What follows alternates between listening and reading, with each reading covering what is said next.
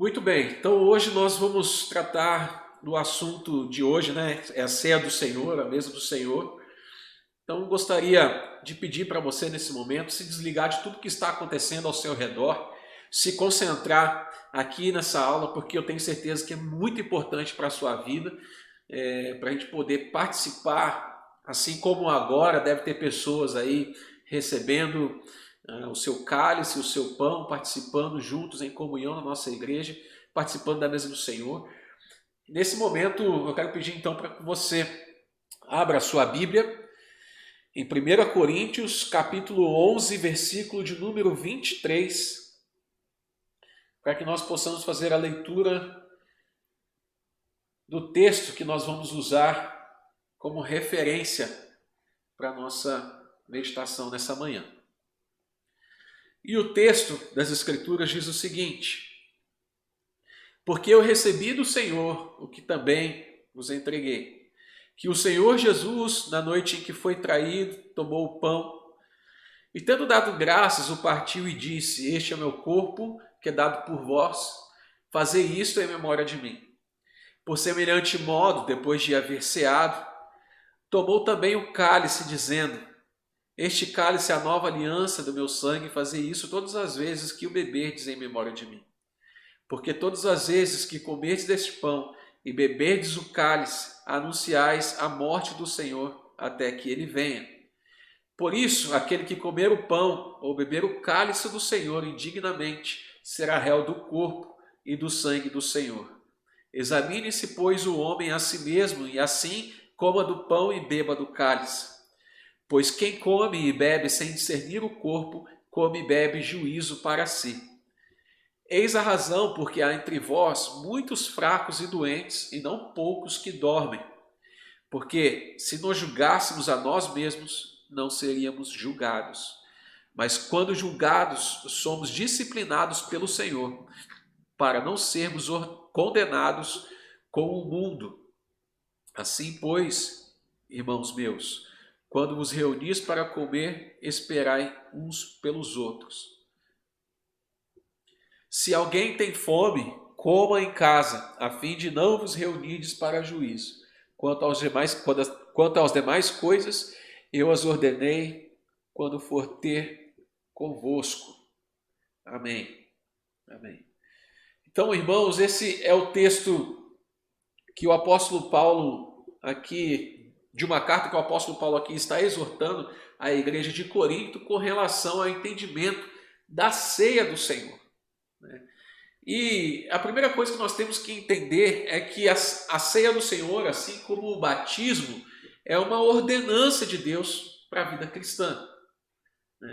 São os sacramentos que nós obedecemos e exercitamos na nossa vida cristã. Então, sempre uma ordenança na vida cristã é algo que, como a própria palavra já diz, é redundante, mas é isso mesmo. É uma ordenança, um mandamento de Deus para as nossas vidas. E pelas palavras, ordenanças da igreja, se entende como se fossem os ritos externos que as Escrituras apresentam para que nós possamos observar na nossa vida cristã como meio de graça. Na igreja evangélica, então, existem dois ritos que nós gozamos, que nós exercitamos espiritualmente, que é a ceia do Senhor e o batismo. São esses dois os sacramentos que Cristo deixou para a igreja, que Cristo deixou como algo sagrado na vida do homem e da mulher cristã. Mas o sacramento também, ele é um sinal externo e visível de uma graça interior e invisível. Há um comentarista que ele disse o seguinte, eu até anotei essa frase dele aqui para compartilhar com os irmãos. Bruce Milne, ele comenta o seguinte, que o sinal visível, ele é representado pela água no batismo e pelo pão e vinho na Santa Ceia do Senhor. A graça invisível, no caso do batismo, é o lavar regenerador, assim como está escrito em Tito 3, versículo de número 5. E no caso da ceia, é o alimentar-se espiritualmente de Cristo. Então, na nossa igreja, aliás, na igreja como um todo, nós usamos na nossa comunicação, no nosso modo de explicar a ceia do Senhor, alguns termos para se referir à Santa Ceia. Por exemplo, o primeiro termo que nós encontramos nas Escrituras Sagradas é a ceia do Senhor, que está em 1 Coríntios, capítulo 11, versículo de número 20. Esse termo foi usado pelo apóstolo Paulo, porque a refeição original dessa mesa era a própria ceia, né? A ceia do Senhor. Quando nós vamos nos referir a esse sacramento, nós dizemos a ceia do Senhor. Também há um outro termo que nós usamos, que é a mesa do Senhor, que está no versículo de número 21 de 1 Coríntios capítulo 11. E essa expressão, então, ela revela a provisão que Deus tem nos dado, né? E a comunhão vem pela refeição compartilhada. Essa ideia de quando os discípulos estão sentados ao redor da mesa com o Senhor Jesus Cristo. Por isso nós usamos a expressão da nossa igreja, a mesa do Senhor. Mas também há um outro termo que nós usamos, uma outra expressão, que é o partir do pão. Essa expressão foi usada por Lucas quando ele vai registrar em Atos capítulo 2, versículo 42 e o versículo de número 46, quando a igreja, quando as comunidades se reuniam e estavam unânimes na oração, na doutrina e no partir do pão. Então aqui nós temos a ordenança descrita em termos de uma parte deste ato, né? Eles se reuniam, eles partiam do pão, ou seja, compartilhavam aquele alimento, aquela ceia que estava ali. Mas também há um outro termo, que é o comunhão. O apóstolo Paulo vai usar em 1 Coríntios, capítulo 10, versículo de número 16. Porque é duvidoso que esse termo tenha sido usado como um título, mas ele descreve a festa da comunhão ali entre todos os irmãos daquela comunidade, daquela cidade, daquela igreja. Mas também há um termo muito comum, principalmente na igreja católica, que é a expressão Eucaristia, né? Este termo ele não foi usado no Novo Testamento, mas a primeira referência está nos escritos de Ignácio, cerca do ano de 115 depois de Cristo, que quer dizer as ações de graças. Algumas pessoas até sugerem, irmãos, que há uma base bíblica para essa expressão em 1 Coríntios, capítulo 11, versículo de número 24, quando aquela palavra que o apóstolo Paulo vai usar, e tendo dado graças, é a palavra Eucaristê, que é justamente da onde deriva essa expressão, esse termo muito usado na igreja católica com respeito à Eucaristia. Porque quando você participa da ceia do Senhor, da mesa do Senhor, você sempre faz isso com ações de graça, com Eucaristê. Você participa da Eucaristia. Então, já definindo esses termos com os irmãos e apresentando de maneira superficial para os irmãos o significado da ceia do Senhor, eu gostaria de pensar com vocês também a respeito de como essa ceia se aplica na vida cristã, quais são as consequências de participar dessa ceia, se há alguma diferença da ceia que nós participamos hoje com aquela ceia que era ministrada no Antigo Testamento, como que isso se aplica na nossa vida cristã. Por isso, eu tenho uma surpresa para vocês, meus irmãos. Hoje eu quero compartilhar esse tema com vocês, junto com os nossos irmãos, Reverendo Marcelo, Reverendo Eber, que vai estar participando conosco aqui nessa manhã para a gente bater um papo e poder entender, aprender um pouco sobre esse tema que é tão importante para a nossa vida cristã, é tão essencial para nós aqui. Bom dia, Reverendo Marcelo. Sejam bem-vindos, Reverendo Weber. Vocês querem dar uma palavrinha aí?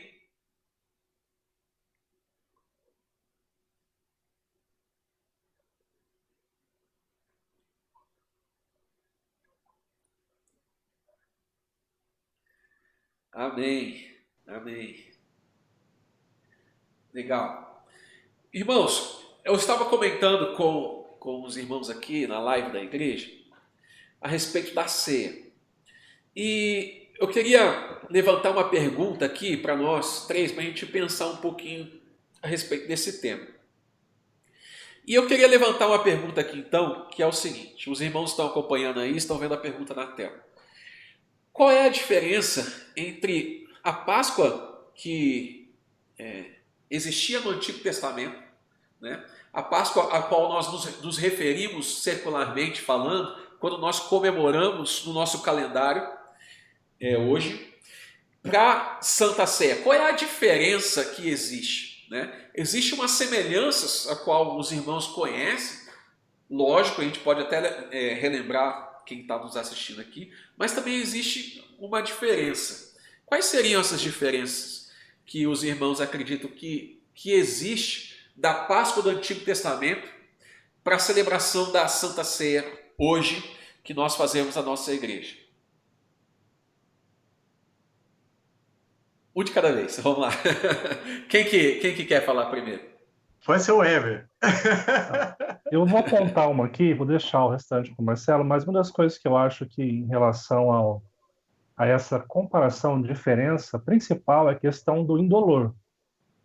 A gente, na Páscoa, sempre tem um cordeiro que é morto, há um sacrifício ali, né, presente, que é feito em comemoração, né? Lembrando que a Páscoa dos judeus ela tinha os seus ritos, que você vai ver ali na celebração nos evangelhos, quando você tem que comer as ervas amargas, você tem que matar um cordeiro perfeito.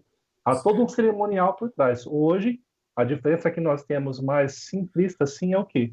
Não é indolor. Para nós, espiritualmente, o cordeiro já morreu naquela cruz e já ressuscitou, e nós recebemos os benefícios da sua morte sobre a nossa vida e os benefícios da sua ressurreição também neste momento. Então, isso que eu apontaria aí é essa questão de indolor, não há mais esse ritual todo do sacrifício, comer as ervas lá, aquele gosto amargo, né? Hoje nós degustamos ali daquele suco de uva representando o cálice, né? E também do pão ali de forma muito mais tranquila, recebendo espiritualmente esses benefícios aí. Isso é o que eu apontaria. Marcelo, quer apontar mais algum? Opa, quero apontar sim. Né? Como o reverendo Weber muito bem já apontou, né? Na Páscoa do Antigo Testamento havia realmente a morte de um cordeiro que depois eles se alimentavam do mesmo. Né? No Novo Testamento, o Cordeiro de Deus que tira o pecado do mundo é o próprio Cristo e ele se entregou uma vez por todas pelos nossos pecados. Aí eu destacaria só um ponto de semelhança. Ambos os rituais nos remetem a uma memória. Por exemplo, a Páscoa vai rememorar a saída do Egito, os grandes feitos de Deus ali na história, e principalmente, né, quando a morte passa, a última praga, né, acontece que eles têm que sacrificar um cordeiro e passar o sangue nas portas. No Novo Testamento, também há uma lembrança, também há uma memória. Nós estamos ali reunidos para nos recordar da morte do Cordeiro de Deus, que se entregou voluntariamente, né, segundo os decretos do Pai, pelas nossas vidas. Amém. Também tem a grande diferença também é que quando Jesus ele vai instituir a ceia do Senhor, ele fala que a ceia do Senhor deve ser feita todas as vezes que a comunidade estiver reunida. E a Páscoa no Antigo Testamento, ele era comemorado de tempos em tempos, anualmente, assim como nós fazemos a comemoração da Páscoa secularmente, né? Todos os anos. Mas hoje o cristão ele comemora a Páscoa todas as vezes que ele está reunido com a comunidade diante da mesa do Senhor, né? Como o próprio apóstolo Paulo vai dizer, e todas as vezes que vocês estiverem reunidos, partindo o pão e compartilhando o cálice, que vocês façam isso em memória do próprio Jesus Cristo que morreu e ressuscitou. Não somente uma vez ao ano, mas todas as vezes que vocês estiverem reunidos. Né? Há grandes semelhanças, né, com respeito, como o próprio reverendo Marcelo falou, com respeito ao Antigo Testamento, porque nós também celebramos a ceia do Senhor, a mesa do Senhor, quando nós lembramos que o próprio Jesus Cristo, ao morrer e ressuscitar, nos libertou do nosso pecado, nos dando a oportunidade de termos a vida eterna em Cristo Jesus. Por isso que nós dizemos que a ceia do Senhor ela vem para substituir a Páscoa do Antigo Testamento. Justamente porque o significado é semelhante, assim como o povo que foi liberto da escravidão do pecado no Egito, e eles passaram a comemorar, a celebrar de data em data a Páscoa, ou seja, essa libertação da escravidão, assim nós hoje, quando estamos reunidos, também celebramos essa libertação da nossa escravidão do pecado. E fazemos isso com júbilo no coração, assim como era feito também no Antigo Testamento. Não é verdade? É interessante que essa libertação que está falando, né, sempre aponta para a ação soberana de Deus, né? Exato. Deus é quem intervém na história, tanto na nossa salvação espiritual, quanto na libertação do povo ali, né? Prefigurava a ceia. Exatamente. Amém. Amém. Então, queridos... Só mais um detalhe, só para interromper, acho que vocês acabaram não falando, né? Mas uma coisa também que ambos estão presentes ali no momento, né? Tanto o Antigo Testamento como o Novo, é o conceito da fé, né? Ambos é necessária a fé. Crer naquilo que está sendo proposto ali diante da mesa, né? A questão da fé também que é importante. Se a gente chega na mesa simplesmente como um mero ritual litúrgico, ou como uma coisa que se comemora, no caso da Páscoa, ano em ano, da ceia, mês a mês, que se celebra, algumas igrejas todo domingo celebram, e acaba transformando não num ato de fé, do significado profundo daquilo, mas simplesmente de uma participação ao ponto de transformar aquilo só em misticismo, né? Não no conceito de entender a espiritualidade daquilo, mas um ato místico. Eu tenho que tomar porque eu vou ser abençoado, ou se eu não tomar, eu posso não ser abençoado, ou como eu já vi, né? A pessoa foi numa igreja domingo de manhã, participou da ceia, chegou à noite, pastor, eu já participei lá no domingo de manhã, o que eu faço agora? Então acaba mistificando uma coisa que é espiritual, mas não é mística. Não sei se eu consegui me fazer entender aí. Exatamente. Isso é bem comum, realmente, né? Eu também já passei por situações como essa. Pastor, já participei da ceia em tal lugar, principalmente quando a gente vai fazer visitas, né? E levar a ceia para um enfermo. Aí, normalmente, a gente vai com um grupo de pessoas, ou normalmente um presbítero vai juntos, né? Vai junto com a gente. Aí, o que acontece? Está lá conversando, aí começa a fazer um culto, aí chega algum outro irmão. Eu participo ou não participo? Participa com a gente aí também, né? Mas no domingo vai poder participar de novo? Vai. Mas não tem problema? Não, não tem problema nenhum. Então, eu acho que essa colocação é brilhante, né? A ceia é um momento verdadeiramente especial e espiritual, mas ele não é misticismo. Isso tem que ficar muito claro para os irmãos. A gente não pode também tratar esse momento como se fosse, assim, uma coisa surreal, sabe? Super extraordinária. É um momento especial, é um momento gracioso que Deus realmente está nos abençoando, está alimentando, fortalecendo a nossa fé, né? Isso tem que ficar muito claro para os irmãos. Legal. A gente falou... Vai começar... Oi. Desculpa. Senão a gente vai começar a achar que a ceia tem o poder de nos salvar ou de nos purificar, né? Exatamente. Ela é só um meio, mais nada. Por isso que o conceito da fé é importante na participação. Exatamente. O Marcelo colocou um termo aí, até falei isso no começo, porque a ceia do Senhor é um meio de graça. Sim. É um meio pelo qual nós somos abençoados. Ela, como o Heber falou, não nos salva, né? Pelo contrário, nós participamos da mesa porque fomos salvos. Isso só faz sentido para nós porque fomos salvos. É exatamente, eu quero fazer até um link com a segunda pergunta aqui, tá bom, irmãos? Para a gente desenvolver essa ideia. Porque a segunda pergunta é o seguinte: Cristo está na ceia? A gente vai entrar nesse assunto de misticismo, como é que funciona isso no entendimento de quem é cristão, de quem participa de uma comunidade, tá bom? Então a pergunta é: Cristo está na ceia? Como compreender então esse mistério ao qual os irmãos aí já acabaram de levantar essa bola aí? Exatamente. Isso aí tem até um ponto interessante, né? Quando eu vim aqui para Jacareí, eu ouvi histórias assim, uma mais mirabolante do que a outra, né? Dentre elas, né, diz que tem um pastor aqui em Jacareí, que o que sobra da ceia né? Ele enterra porque é o corpo de Cristo. Cristo está presente ali, né? Certo. Tem essas coisas. Então para Aham. acalmar os irmãos, né? A gente tem que entender que Cristo, na visão reformada, né, não está nos elementos, mas ele está presente à fé dos crentes, nos fortalecendo naquele momento, né, nos reanimando, como foi dito aí no início, a questão da gratidão, né, porque quando eu participo da ceia, uma das posturas que eu tenho que ter diante dela é ser grato por esse sacrifício que nos salvou, que aquilo ali está apontando para o sacrifício de Cristo, né? E essa questão que o Marcelo colocou do pastor que enterrava, né? Isso tem muito a ver com a visão católica, né? De Sim. entender que o corpo e o vinho ali realmente o pão é o corpo e o vinho é o sangue, né? Tanto que a própria expressão missa vem da palavra sacrifício, né?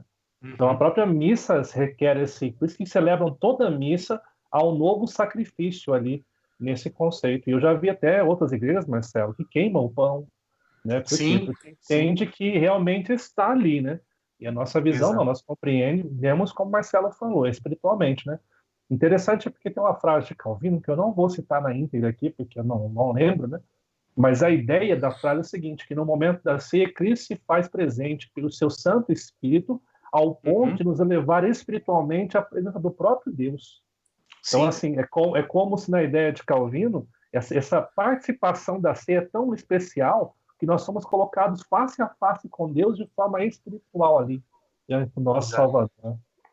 exatamente. Eu quero aproveitar esse gancho do Weber aí, Marcelo, antes de você colocar nas suas palavras, porque vamos trazer um pouquinho de teologia para nós, que ele acabou de apontar aí uma coisa importante do entendimento católico a respeito da ceia, do Uhum. entendimento, né, luterano a respeito da ceia e do entendimento calvinista a respeito da ceia.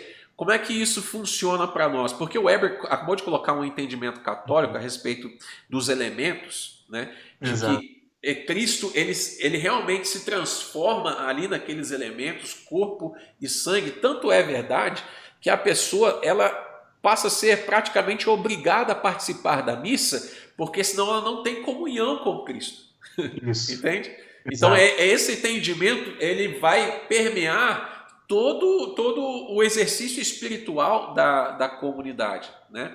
Então nós temos aí o entendimento católico a respeito da ceia, o entendimento Uhum. luterano a respeito da ceia, nós temos o entendimento de Zwinglio a respeito da ceia, quando ele vai questionar tudo isso na época de Lutero e tudo mais, e entendimento de Calvino a respeito disso. O que a gente poderia levantar aqui, bem resumidamente, sem a gente querer como é que Estender, fala? Estender estender, muito isso, mas isso. resumidamente para os irmãos poderem entender isso, porque isso é extremamente importante para a nossa prática cristã, para a nossa Sim, vivência dentro da comunidade, para não corromper o verdadeiro sentido desse exercício espiritual. exatamente. Então a gente poderia dizer assim, como você já bem antecipou, né? Na visão católica existe o milagre da transubstanciação, em que os elementos, pão e vinho, se transformam literalmente no corpo de Cristo e no sangue de Cristo. Bom, como resolver essa equação? Muito simples. Quando a gente lê, por exemplo, Mateus 26 até o 31, que também está falando da instituição da ceia, Jesus diz, porque isto é o meu corpo. Aí o que a pessoa faz? Ela interpreta literalmente aquela expressão figurada de Cristo. Por que não é literalmente o corpo de Cristo ali? Porque Cristo está presente ali em físico, em corpo. Então, como que o pão e o vinho se transformam em sangue e corpo, se não houve a entrega ainda, e o corpo dele está ali intacto, entende? Então, tem uma Sim. discrepância muito grande ali.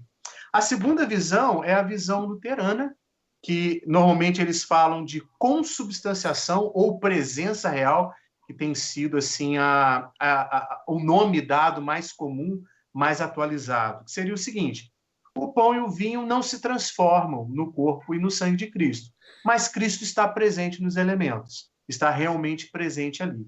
Uhum. Bom, em nenhum momento Jesus disse que ele estaria presente no pão e no vinho, né? Aí entra a outra visão que foi elencada foi levantada por Zwinglio, que é muito comum no meio batista, que é a ideia do memorial. Ou seja, a ceia tem o seu aspecto estritamente simbólico, né? Ele simboliza a obra de Cristo. Mas nós, né, presbiterianos, calvinistas, entendemos isso como algo verdadeiro, é um memorial, mas é incompleto dizer que é só um memorial. Ele é um memorial, mas ele é, na verdade, mais profundamente, um meio de graça. Aí, pegando as palavras do reverendo Mauro Meister, ele fala o seguinte, que na ceia é uma pregação audiovisual e com degustação. Por quê? Porque envolve os 5 sentidos. Você vê, você ouve o texto sendo narrado, você cheira e você come, né? Então, todo o seu ser é envolvido naquilo ali. Então, é um meio de graça, é um meio de fortalecimento da nossa fé por meio desse memorial simbólico. Antes de você terminar aí a conclusão com visão calvinista, só um adendo aí na questão memorial, né? O pessoal baseia a memória, e eu digo até, Marcelo, que vai além dos católicos, os católicos são quem mais pratica aí, desculpa, os batistas, mas a grande movimento evangélico, até mesmo igrejas que não estudam sobre isso, entendem que é uma memória, porque a ideia do versículo que fala, fazer isto em memória de mim. Só que aí um ponto que nós temos que levar em consideração também, Marcelo, só para acrescentar o que você falou, é que se fosse apenas uma memória, não haveria necessidade de se examinar a si mesmo e ter condenação, como o texto que o Rick leu na abertura chama. Se era memória só para uma lembrança, então por que nós temos que avaliar? Porque pode haver condenação nessa participação indevida da ceia. Exatamente. Então aí a gente vê aí que Cristo está presente à fé. E se aproximar dos elementos, né, de maneira indigna, sem reconhecer o corpo de Cristo, que a gente pode entender como a própria igreja ali reunida, a comunhão dos salvos, e também o próprio sacrifício de Cristo, eu estou atraindo sobre mim mesmo condenação. Então, por isso que não pode ser só transubstanciação ou consubstanciação e não somente memorial. É um memorial? É, mas é muito mais do que isso. É um meio de graça. Como que a gente lida com aquele texto de João, capítulo 6, versículo de número 35, quando ele diz assim, eu sou o pão da vida, né? Aquele que vem a mim não terá fome, quem crê em mim nunca terá sede. Uhum. Como que a gente linka esses dois entendimentos que nós estamos aqui levantando a respeito do texto do próprio apóstolo Paulo com relação à ceia e fazer essa interpretação e esse entendimento do qual diz que o próprio Jesus ele está presente espiritualmente na ceia, é real a sua presença, né? Mas ao mesmo tempo a gente pega uma fala dele mesmo dizendo, eu sou o pão da vida. Como que nós interpretamos essas duas coisas? Por que eu estou falando esse texto? Porque é justamente, não somente esse, mas outros, como esse texto, que é usado para poder fundamentar as outras interpretações. Uhum. É interessante que esse texto, ele até, na realidade, ele nem fundamenta os outros, né? Ele fundamenta o nosso. Exato. Jesus está falando simbolicamente, né? De maneira figurada. Exatamente, simbolicamente. Se você voltar no mesmo texto que o Rick citou aí, nós começamos esse texto com a multiplicação do pão.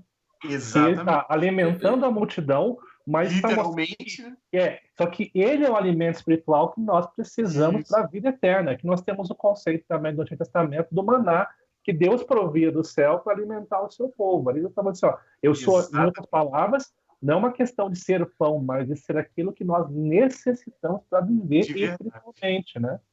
Exatamente. É engraçado que, pegando esse gancho aí, quando você olha para o Velho Testamento, em Deuteronômio, quando a lei vai ser reescrita, né? Reescrita no sentido de fazer um segundo, né? Aí Moisés vai registrar assim, que eu sou o Senhor teu Deus, ouve a minha voz, tal, vai ter o Shema ali, tudo certinho, e depois ele vai falar assim, eu te fiz, né? Caminhar pelo deserto durante 40 anos, eu vos fiz sentir fome no deserto, para que aprendam o quê? Que não só de pão o homem viverá, mas de toda palavra que procede da minha boca. Aí está o balançar aqui das coisas, o equilíbrio da coisa. Como o Weber falou, ali está falando também do maná, está falando de multiplicação de pães, né? Então, para que Israel, no Antigo Testamento, não se firmasse apenas no pão, mas no Deus que é Senhor. Então, Jesus é o pão que desceu do céu, em que sentido? Para alimentar a nossa espiritualidade, não apenas o nosso corpo. E na ceia nós temos isso, né? O alimento espiritual, né? Porque Exato. se só, deixa eu liberar, Henrique, já. Só para a gente for literal, então quando Jesus fala, eu sou água viva, fonte de água viva, nós vamos estar batizando com o próprio Jesus, então, né? Estamos derramando Jesus para as pessoas, nadando em Jesus, né? Então, assim, não é literal, né? Eu acho que, por mais que as pessoas queiram pegar separadamente aí, o próprio contexto bíblico já mostra que não são expressões literais, né? Imagina, eu sou a porta, como é que eu vou interpretar isso? Exato, exatamente. É interessante que o entendimento dos romanos na igreja primitiva, eles achavam que a igreja era um grupo de pessoas canibais. Canibais, né? Exatamente. Que eles comiam um ao outro, se alimentavam da carne do homem e tudo mais. Então é exatamente esse erro de interpretação. Mas tem um texto, em 1 de Pedro, versículo de número 18 e 19, muito interessante, que ele vai dizer o seguinte: sabendo que não foi coisas corruptíveis, como prata ou ouro, que fostes resgatados da vossa vã maneira de viver, que por tradição recebestes dos vossos pais, mas com o precioso sangue de Cristo, como de um cordeiro imaculado e incontaminado. Ou seja, nesse texto a gente tem claro que na ceia do Senhor, né, nós realizamos essa celebração justamente porque nós sabemos que nós fomos resgatados pelo sangue de Cristo derramado naquele madeiro. Né, que não há nenhuma expressão sobrenatural, vamos dizer assim, mística nos elementos, mas que a realização daquela obra redentora de Jesus Cristo na cruz do Calvário é que nos resgatou, nos regenerou e faz com que todas as vezes que nós estamos reunidos em nome de Cristo Jesus, nós possamos relembrar essa obra maravilhosa que Ele fez nas nossas vidas. Exatamente. Amém. Vamos para a terceira? Vamos lá. Vamos para a terceira pergunta. Por que é importante participar da ceia do Senhor? Então, queridos, a gente já falou aqui já definimos o que é essa ceia, né? Qual é a diferença da ceia que nós fazemos hoje na nossa igreja, a ceia instituída por Jesus no Novo Testamento, a diferença disso para a Páscoa do Antigo Testamento. Nós já pensamos aqui a respeito da presença real de Jesus nessa ceia, e agora como isso se aplica na vida cristã, na vida da comunidade, na vida da igreja. Por que é importante, então, participar da ceia do Senhor? Maravilha. Eu acredito. Vamos lá? Quem começa? Eu ou você, Marcelo? Pode ser você.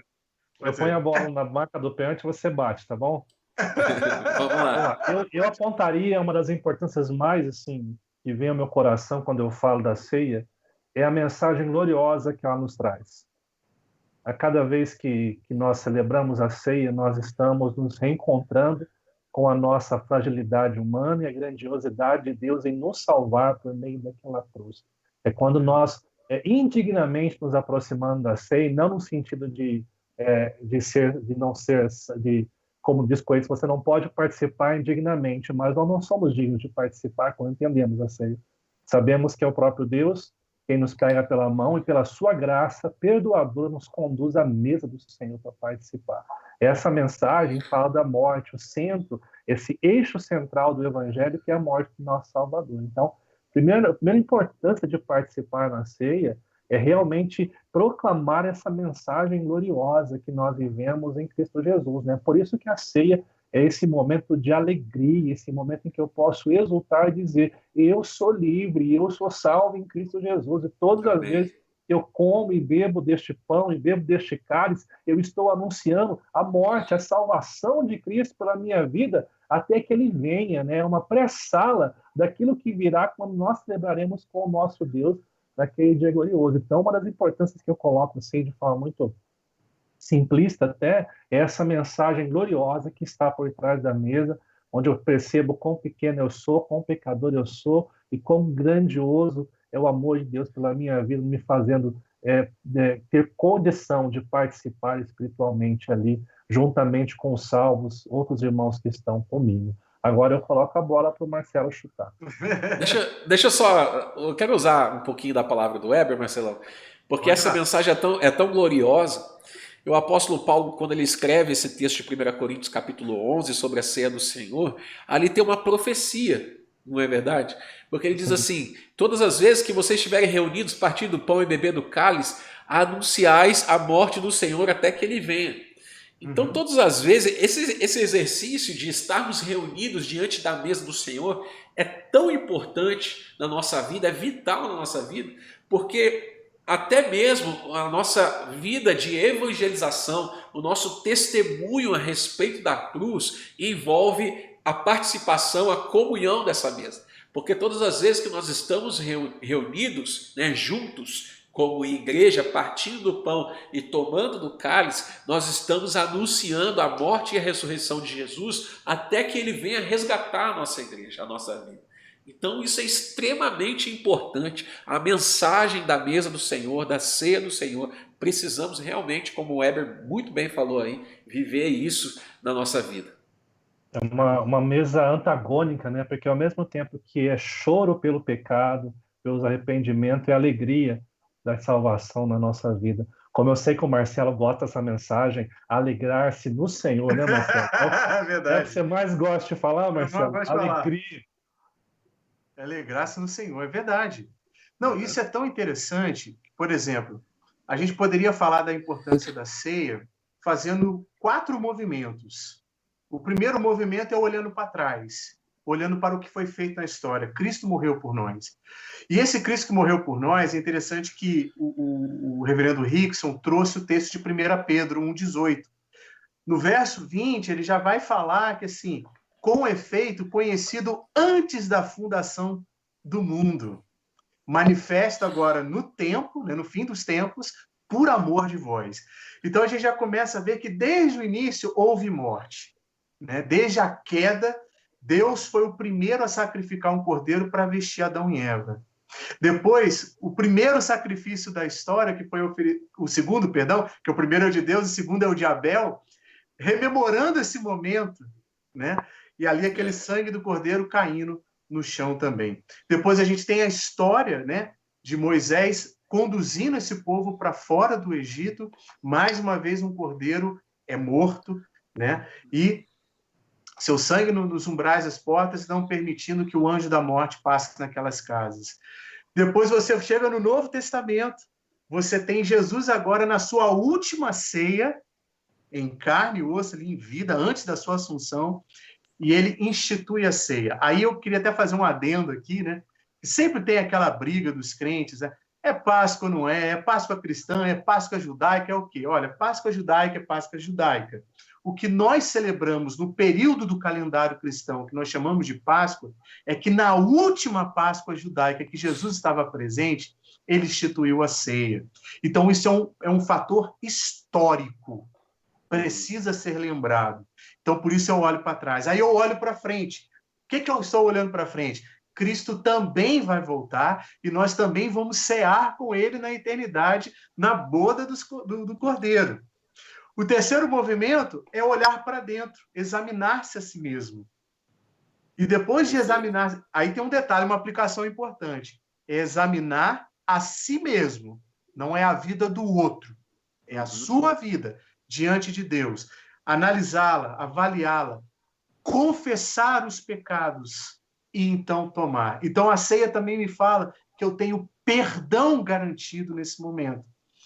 E o último movimento é olhar ao redor, porque ele fala: esperai pelos outros. Ou seja, reconheça o teu irmão como parte integrante da sua vida e como parte integrante do corpo de Cristo. Porque o que estava acontecendo na igreja de Corinto? Eles se reuniam não para bem, mas para mal, para ficarem cada vez mais piores. cada um comia a sua própria ceia, independentemente do outro. Alguns ficavam embriagados, outros ficavam sem ter o que comer e sem ter o que tomar. Ou seja, havia uma prática muito clara de que ninguém respeitava o outro ou manifestava o amor que era requerido nessa refeição. Então, quando eu participo dessa ceia, eu olho para mim, eu olho para o lado, eu estou olhando para o lado não para dizer assim, sou superior a ele, ou por que ele está tomando a ceia? Ele está tomando a ceia porque ele é pecador igual a mim. E o sangue de Cristo lavou pecadores como eu e ele. Né? Então, é um ato de humildade, gratidão e alegria. Por isso que é importante. Por isso que a ceia... Né, e não é um momento de assim, nossa, o irmãozinho não tomou, será que está em pecado? Exatamente. Não é tempo de ficar julgando. Nós estamos diante do reto juiz. Ele é que sabe todas as coisas. Mesmo porque o texto que o Rick citou, né, Marcelo, fala, examinar a si mesmo, depois coma e beba. E beba, exatamente. Né? Porque quando você entende que você participa, não porque você merece, mas porque é graça. Exato. Se a gente fizesse tudo em 3 pontos, né, é um momento que a gente celebra a morte, o perdão e a segunda vinda. Ao mesmo tempo, perdão, segunda vinda. Ao mesmo tempo que essa mesa é exclusiva, ela também é inclusiva, né? Pegando aí a ideia que o Marcelo está trazendo para nós a respeito da exortação do apóstolo Paulo à igreja de Corinto, porque a mesa ela se torna exclusiva aos discípulos de Jesus, à comunidade cristã. Desculpe, irmãos, porque somente quem é discípulo, quem é salvo e regenerado em Cristo Jesus é que entende o corpo e discerne o corpo e consegue fazer um exame de si mesmo. Exatamente. Por isso, quem não é cristão, quem não faz parte desses filhos adotivos de Deus, não podem participar da ceia. Ao mesmo tempo que ela é exclusiva, ela também é inclusiva. Exato. Por quê? Porque ela faz com que o mais rico e o mais pobre estejam participando de uma mesma celebração.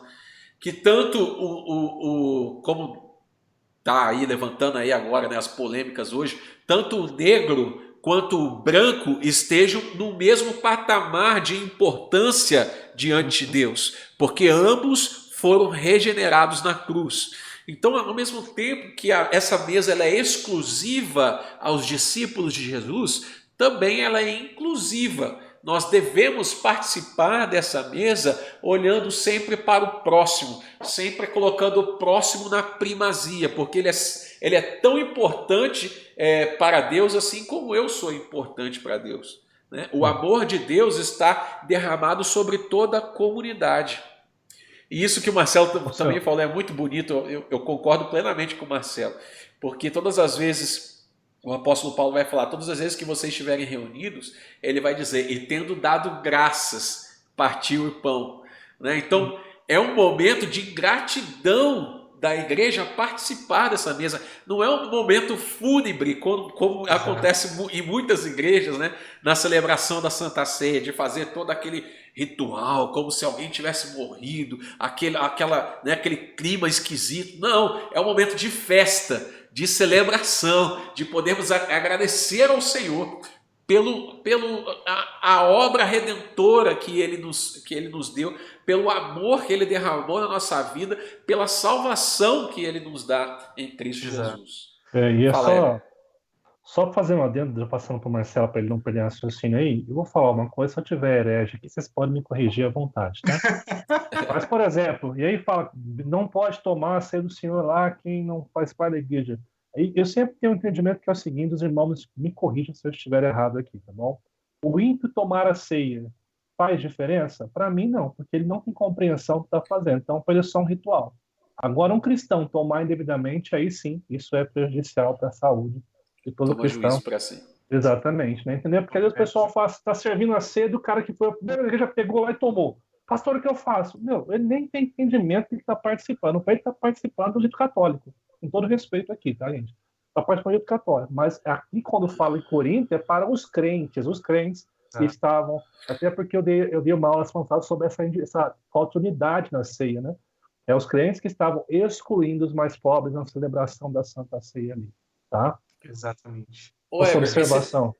Legal. Ó, o apóstolo Paulo vai falar em 1 Coríntios, capítulo 10, versículo de número 21, exatamente isso que você está levantando aí. Ele vai dizer assim: não podeis ser participantes da mesa do Senhor e da mesa dos demônios. Então, Exatamente. aquele que participa da mesa do Senhor indevidamente, ou seja, com uma vida devassa, completamente afastada da presença de Deus, ele não tem uma bênção, ele não é aproveitado ali na mesa. Né? Deus não derrama bênção sobre ele, pelo contrário, ele está tomando juízo para si. Isso. Até porque a ceia do Senhor é um alimento espiritual do cristão. Exatamente. Aquele que se alimenta do pão e bebe do vinho, ele está se sustentando, ele está participando da provisão de Deus para a vida dele de maneira espiritual. Né? Se a gente já definiu aqui que a presença de Jesus ali na mesa é real, ou seja, nós estamos participando e nos alimentando da sua presença. Exatamente. O que eu diria é o seguinte, né, que a ceia ela começa a partir de uma profunda reflexão. Alguém morreu em meu lugar. Sim. Então, se alguém morreu em meu lugar, isso significa dizer que eu era incapaz de alcançar alguma coisa. Eu era incapaz de alcançar a salvação. Perfeito. Né? Então, por causa disso, por causa desse ato de Cristo, essa obediência ao Pai, né, nós recebemos tamanha salvação e tamanho perdão. Aí entra uma outra questão da importância de tomar a ceia e de participar da ceia do Senhor.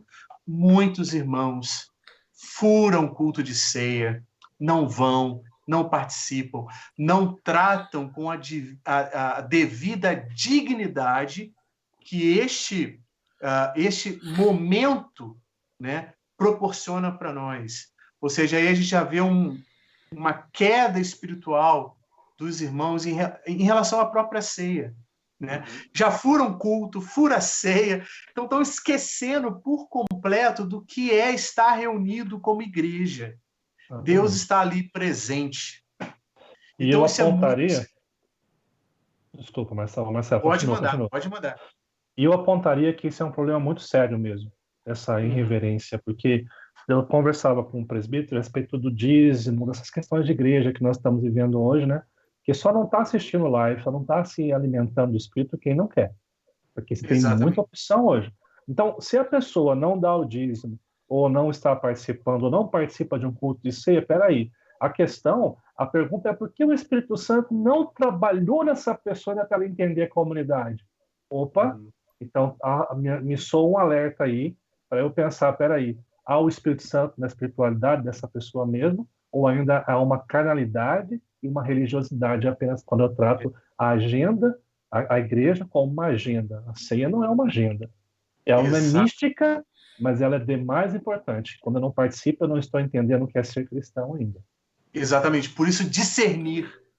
Né? Esse verbo discernir no texto é muito abrangente. Então, muitos irmãos, colocando assim em linguagem totalmente bíblica, não estão discernindo o corpo de Cristo. Estão tratando esse momento como um momento, como você brilhantemente colocou, uma agenda. Né? Tem crente que só vai no culto da ceia também. Também. É místico. É místico. Esse eu tenho que ir porque se eu não for, né, pega mal, né, Deus vai virar o nariz para mim. Mas a pessoa já não está discernindo o corpo há muito tempo. Claro, salvo exceções, irmãos que têm problemas financeiros, de emprego, horário de fábrica, enfermidades, a gente compreende. Mas aquele que não tem nada disso, não tem justificativa. Nós não estamos falando de imprevisto, estamos falando de comportamentos que são residentes na igreja por descaso, não por imprevisto. Né? Exatamente. Amém, irmãos. O tempo passa rápido, né? Nossa. Já estamos finalizando a nossa aula. Joia, muito obrigado pela participação de vocês. Que Deus abençoe a vida e ministério de vocês, a igreja de vocês. Né? E vamos fazer isso outras vezes também, quando tivermos oportunidade, tá bom? Maravilha. Amém. Meus irmãos, vocês. Valeu, vocês que estão nos acompanhando até esse momento, a gente vai orar aqui para encerrar a nossa aula, a nossa live, mas que Deus abençoe a sua vida, né? A vida da sua família. Espero que esse bate-papo aqui que nós tivemos a respeito da ceia do Senhor possa ter ajudado no seu entendimento com relação a esse sacramento, a essa ordenança que Deus deixa para nós com respeito à nossa comunhão à mesa do Senhor. Nós hoje estamos exercitando isso na nossa igreja, cada um respeitando o horário aí no nosso agendamento, mas também cuidando da sua saúde espiritual, participando da mesa. Por isso que nós decidimos aqui conversar sobre isso, porque é extremamente importante para a sua vida, é extremamente importante para a vida da igreja exercitar isso, independente das circunstâncias que nós estamos vivendo hoje, mas tomando os devidos cuidados aí que o próprio governo nos direciona a tomar. Nós vamos fazer isso, exercitar isso na vida da nossa igreja, em nome de Jesus. Amém? Obrigado, reverendo Marcelo, reverendo Heber. Eu quero orar com vocês aqui e encerrar essa live pedindo a bênção de Deus sobre as nossas vidas, em nome de Jesus. Deus, nós agradecemos ao Senhor, Pai, por mais uma escola dominical que o Senhor nos proporciona e por poder também aprender mais da Tua palavra, à luz das Escrituras, que o Senhor nos revelou a respeito desse exercício espiritual, dessa ordenança que o próprio Jesus nos deixou quando instituiu a ceia do Senhor. Que o Senhor não nos deixe esquecer de toda a importância que tem quando nos reunimos diante dessa mesa e saber que o Senhor está ali presente, a sua presença é real na ceia do Senhor. E todas as vezes que nós estamos presentes diante dessa mesa, nós estamos nos alimentando da tua presença, da tua palavra, da comunhão com os nossos irmãos, aprendendo com esse exercício que nós dependemos extremamente e unicamente do Senhor, que nos provê tudo aquilo que necessitamos. Abençoe este dia, abençoe mais tarde o nosso culto às 19 horas, que possamos nos reunir novamente para adorar o Senhor, para engrandecer o teu santo nome. Em nome de Jesus que nós oramos, Pai. Amém. Amém. Deus abençoe a todos vocês, meus irmãos e minhas irmãs. Um abraço, queridos. Deus abençoe vocês. Muito obrigado pela participação aí.